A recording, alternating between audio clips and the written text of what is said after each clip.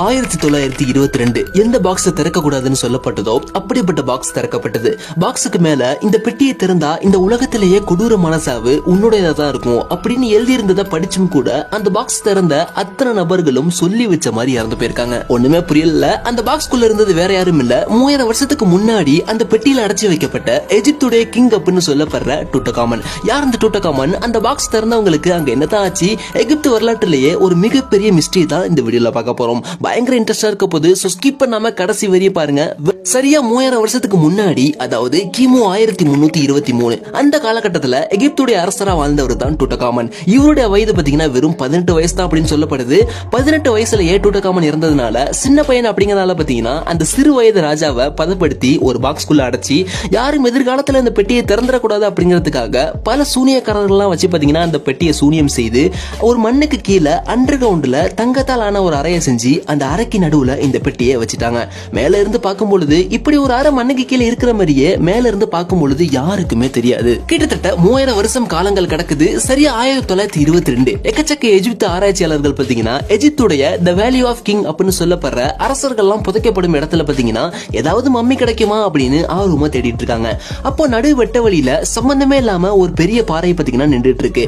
கடைசியா 3000 வருஷத்துக்கு முன்னாடி நகர்த்தப்பட்ட ஒரு பாறை பாத்தீங்கன்னா இப்போ மறுபடியும் நகர்த்தப்படுது. பாறையை நகர்த்தி பார்த்தா கீழே ஒரு சுரங்க படிக்கட்டு, அதுக்குள்ள போய் பார்த்தா தங்கத்தாலான ஒரு பெரிய கதவு. அந்த கதவுக்கு மேலேயே பாத்தீங்கன்னா ஒரு பிளேட்ல உள்ள தூங்கிட்டு இருக்கிற டூட்டகாமனை யாரு டிஸ்டர்ப் பண்ணாலும் மர்மமான நோயால் பாதிக்கப்பட்டு இறந்து போவீங்க அப்படின்னு எழுதப்பட்டிருக்கு.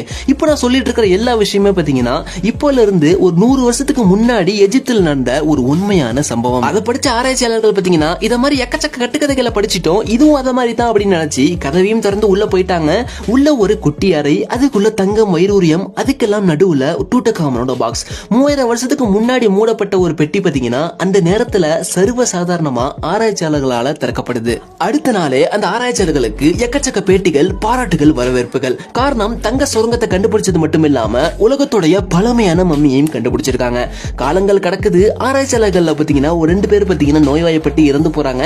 இத பெருசா யாருமே கண்டுக்கல. காரணம் பாத்தீங்கன்னா ஆல்ரெடி அவங்க வயசானவங்க தான். ஆனா அடுத்தடுத்த கொஞ்ச நாள்லயே டூட்டகாமனை கண்டுபிடிக்க உதவுனவங்க, அதுக்கு ஸ்பான்சர் பண்ணவங்க அப்படின்னு எல்லாரும் நோய்வாய்ப்பட்டு ஆக்சிடென்ட்லயும் இறந்து போயிருக்காங்க. இப்பதான் இந்த விஷயமே பாத்தீங்கன்னா கொஞ்சம் கொஞ்சமா மக்கள் மத்தியில பேசப்படுது.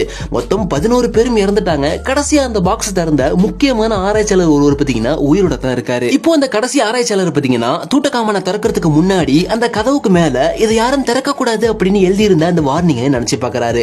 தினமும் அவரு எப்ப நமக்கு மரணம் வந்துருமோ அப்படின்னு நினைச்சுக்கிட்டே இருந்திருக்காரு.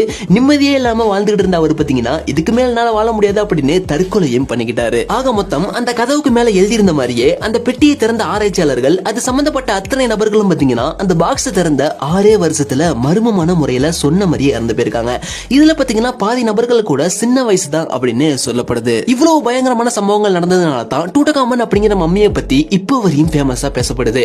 டூட்டகாமனை பத்தியும் அவர் பெட்டியை திறந்ததுனால இறந்து போன 12 நபர்களை பத்தியும் நீங்க என்ன நினைக்கிறீங்க அப்படின்னு மறக்காம கமெண்ட் சொல்லுங்க. இந்த வீடியோ பிடிச்சா லைக் பண்ணுங்க, நம்ம சேனலுக்கு மறக்காம சப்ஸ்கிரைப் பண்ணிருங்க. See you, bye bye.